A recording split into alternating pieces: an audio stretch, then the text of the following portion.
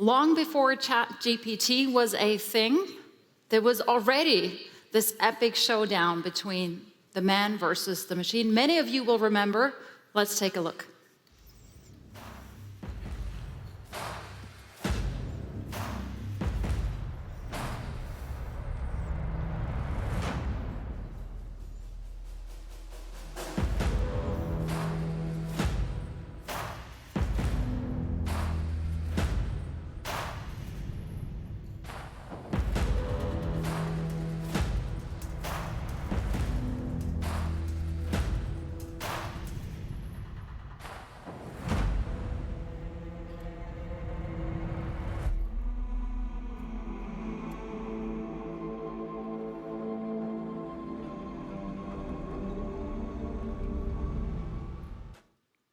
That was back in 1997. Most of you will have remembered that, seen that, or knew where you were at that time. And at that point, a lot of people thought, well, that's the inflection point. The machine winning against man for the very first time, or are we at the inflection point now with ChatGPT? There's a lot to discuss that goes well beyond AI with Garry Kasparov. He's here now. Thank you so much for being here.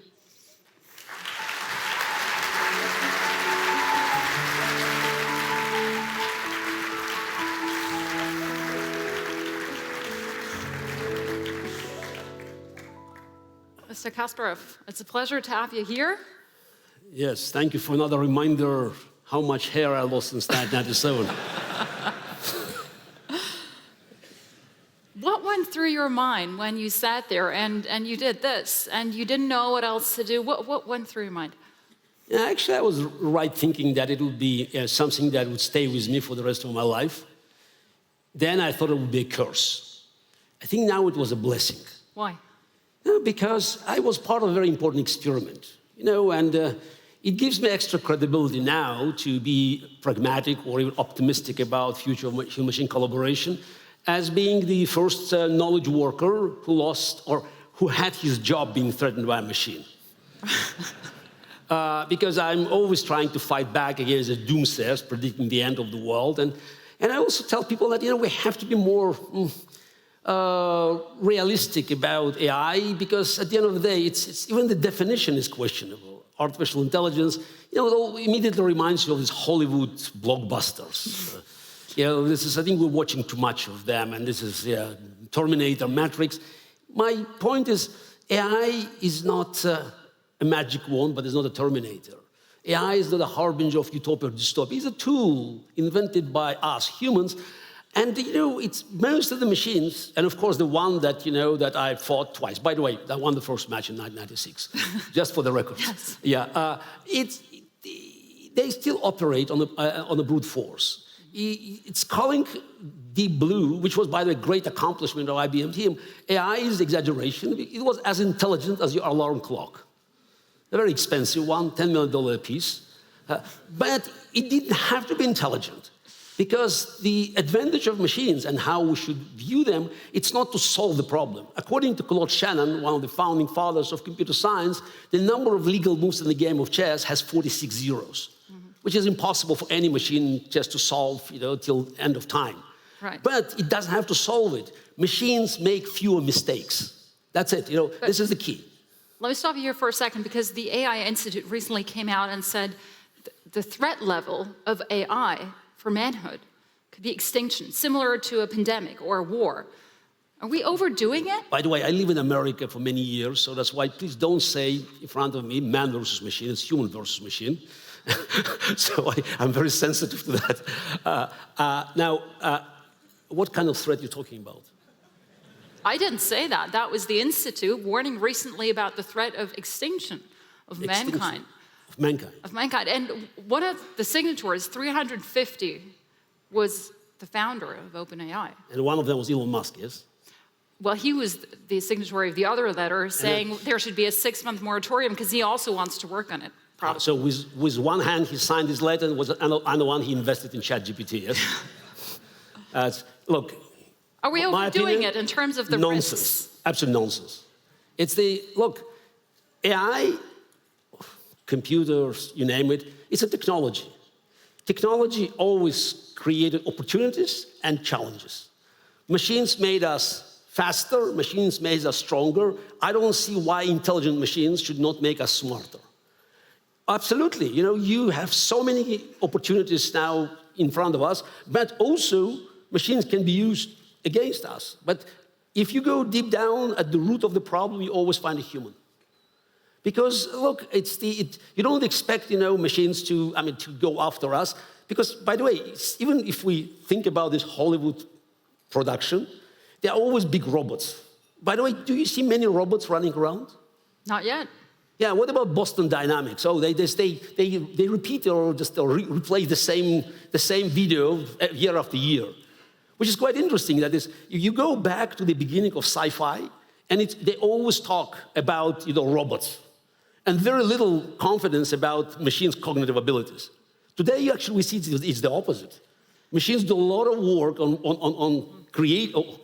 on thinking side, and also no progress on imitating humans by movement and other physical-related things.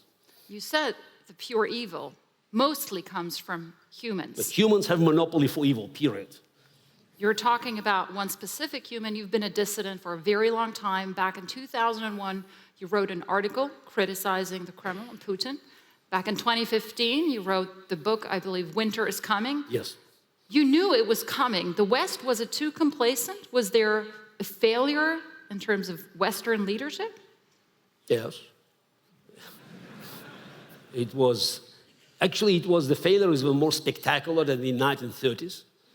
Because in 1930s, again, it was much shorter. They didn't know what would come. And also, criticizing Western leaders like Chamberlain and Daladier for signing with Hitler in 1938.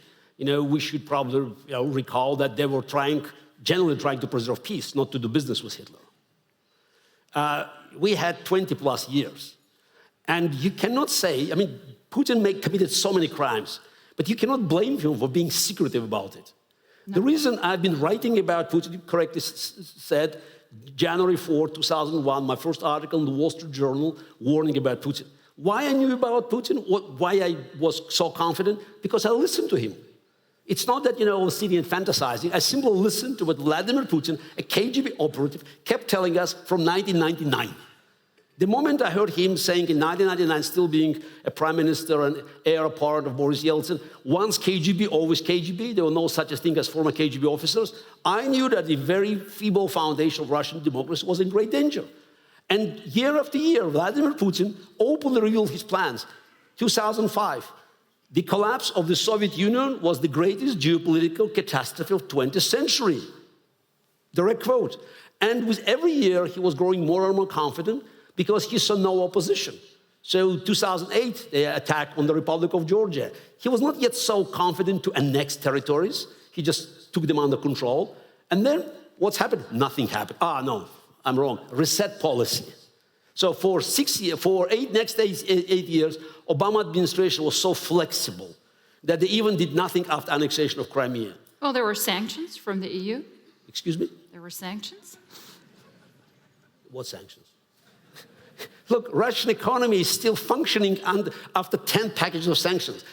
Maybe 25% of sanctions that were imposed now, back in 2014, could have saved thousands and thousands and thousands of Ukrainian lives. By the way, Russian lives as well. But nothing happened. So Putin was not a pariah. He violated every agreement that Russia signed with Ukraine. He violated every treaty that Russia signed with other international organizations. And he violated the principle of international borders that kept Europe in peace for decades after the end of the World War II. And since 2014, recognizing that it went well, he was openly preparing for the war against Ukraine. So again, it's not Garry Kasparov running around and say Putin would about to start a war. All they had to do is look at the Putin's budget. If you disregard what has been said on Russian television 24/7, Ukraine was not a state, failed state, Ukrainians were not a nation, and Putin kept talking about restoring Soviet empire. Budget, $820 billion in 10 years spent on war. Dramatic cuts on social security, on education, housing, adding money to intelligence operations, to security apparatus. 250% increase on propaganda, Russian propaganda, both domestically and outside of Russia, probably the most funded in the world, and aggressively buying gold. I mean, and then bringing 200,000 troops, surrounding Ukraine from the north, east, and south, half of his Pacific fleet brought to Black Sea. The U.S. and the EU saw that coming, but acted very late. But what happens now? We're acted late, yes. I mean, late after Kyiv survived. So they expected Kyiv to fall in 4 days. You know what? I just recently at one of the conferences, having a bunch of top European officials, prime ministers and foreign ministers, I told them that, God forbid, Putin had succeeded taking over Kyiv in 4 days, as you all expected. You will be negotiating now with Putin's puppet government in Kyiv. It's the year 2023. Kyiv is still standing. What happens now? How does this war end? As we speak, I think that Ukrainians now are just about to start their counteroffensive. But 2 days ago, we saw the worst eco-crime committed in our lifetime. And response from the Western countries, we should still investigate. It's a crime that is unparalleled, blowing the damp. And of course, it was under Russian control. And you could see now, as we speak, they're shelling at the people who are trying to be evacuated from Kherson. It's unlike the genocide of the past. We can see it online now. We didn't know about Auschwitz before it was liberated. We didn't know about Cambodia, about Pol Pot genocide. We heard something about Rwanda, but now we're seeing it online. And while the free world is acting, but again, it's slow. It's so much weapons could be delivered to Ukraine earlier to save lives. If the Patriots were delivered to Ukraine 6 months earlier, numerous of lives could be saved. Given that we're here in Switzerland, huge domestic debate about neutrality and how that is enacted. A lot of criticism on the sanctions implementation of the supply of weapons. Should Switzerland be doing more? Look, it's your choice, but I don't think you can be neutral, when you have pure evil fighting, I would say good, fighting us. Because good is not so, you cannot say there's absolute good, but there's pure evil. And we're facing it now. And anything that could be done to help Ukraine winning the war as soon as possible, saving lives, must be done. Pretending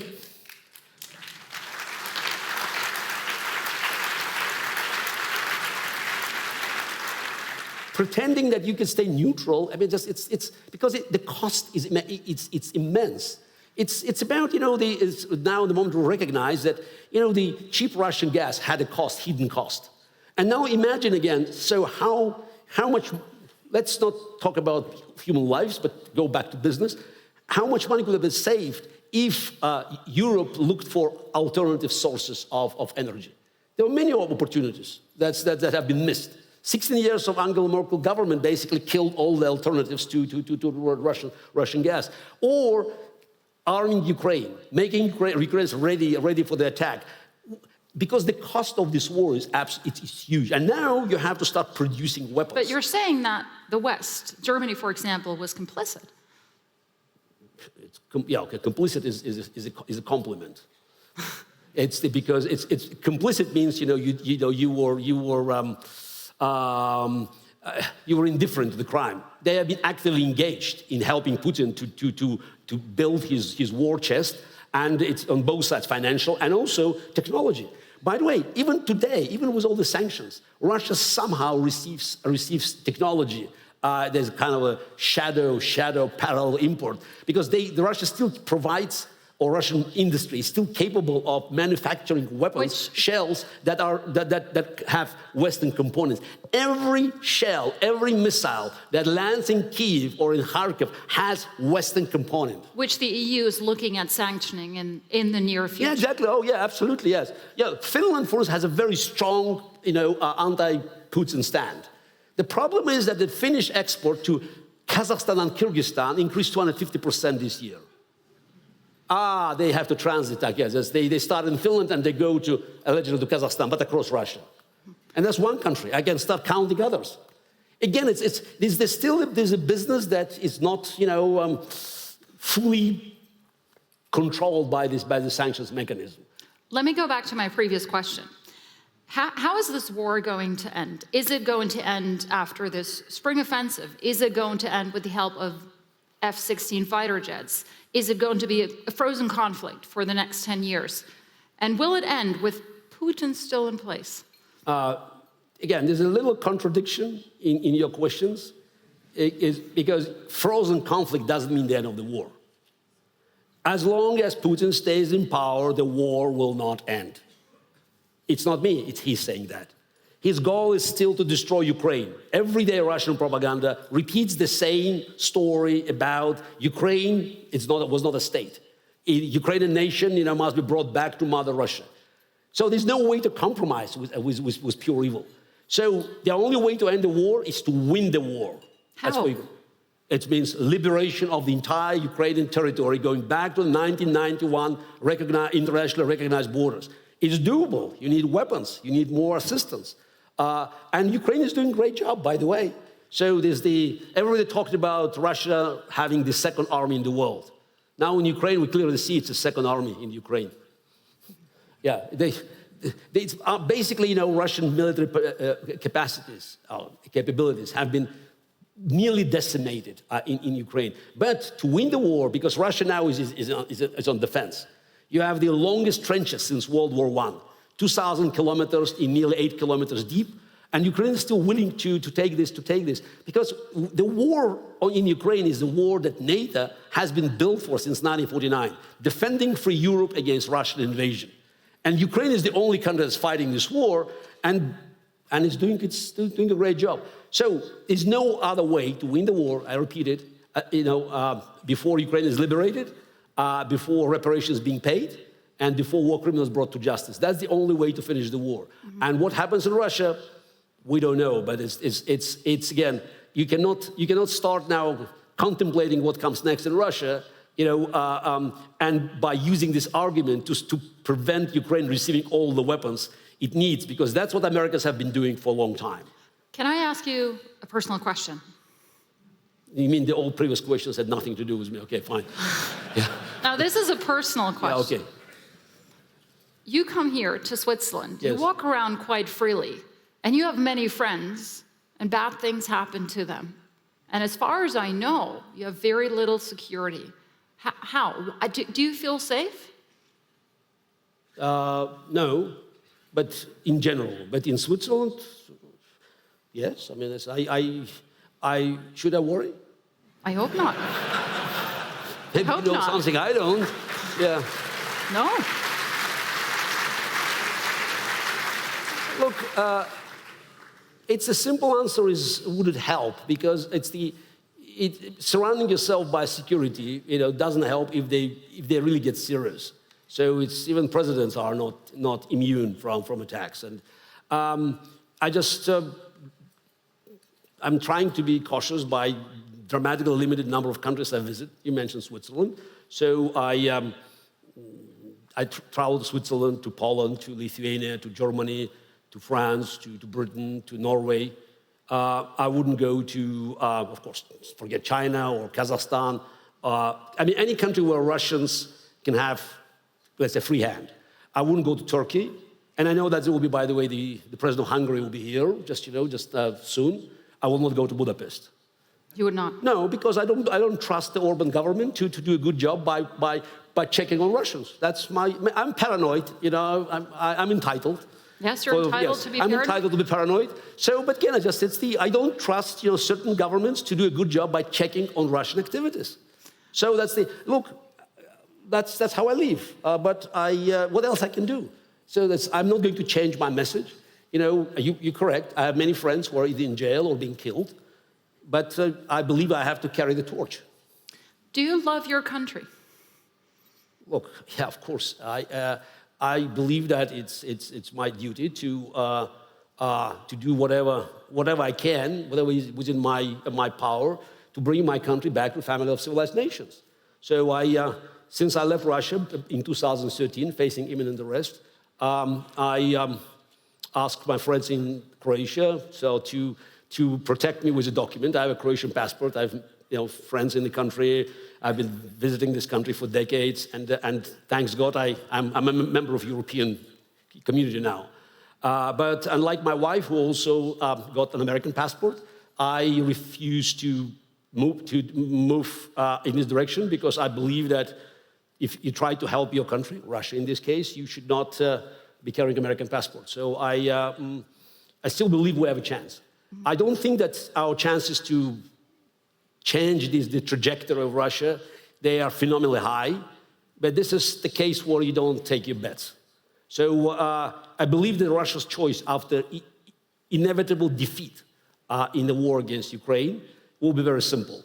Either we try to find a way back to Euro-Atlantic geopolitical space, and that will be very costly. As I said, liberation of Ukraine, reparations, war criminals brought to justice, and many other reforms that will end the history of Russian empire, to start from the scratch, from square one, turning Russia into a modern confederacy. I'll get one in Switzerland, that's a good analogy. Or we're going to slide into historical oblivion, becoming the Chinese province. Very few people recognize that China is the only country that has huge territorial claims to Russia. It's 3 times France, the size of Chinese territorial claim, based on all the agreements between China and the Russian kingdom. Let's get to some audience questions. Why isn't there an effective opposition in Russia to remove a single man like Mr. Putin? It's a question as relevant, asking why there was no opposition to remove Herr Hitler back in 1943. It's a dictatorship. Did we have a chance prior to these dark days? Probably. But again, don't forget, Vladimir Putin was always viewed as the part of this Russia's path to democracy. I remember back in 2006, myself and Boris Nemtsov, late Boris Nemtsov, one of the greatest opposition leaders killed in 2015, and former deputy prime minister under Boris Yeltsin, we desperately tried to tell the Western world and also our competitors that Vladimir Putin did not fit to host they call it G8, I always call it G7+1, meeting in St. Petersburg. But how could you convince Russian people that Vladimir Putin would be dictator when you had Bush and Chirac? I don't recall who was there, I think Merkel already. So he was viewed for so long as one of the great democratic leaders. So which made our goal at early days, when we had a chance, impossible. Now, they want some diplomatic help from you. I don't know whether you can help out or not. Can you define an updated version of Swiss neutrality? Define?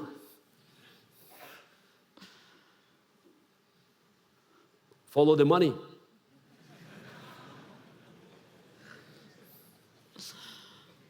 Time for one more question. If Putin were to go, I'll leave that as it is. If Putin were to go, who would replace him?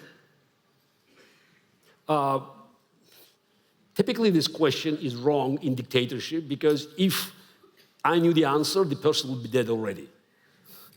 But considering that the end of Putin will be the end of his regime, I think it will be an open question. And I think we have a chance to have a dramatic change in Russia if the free world will eventually get its act together and will come up with a plan that will force changes in Russia. Again, under sanctions, Russia will not last for too long.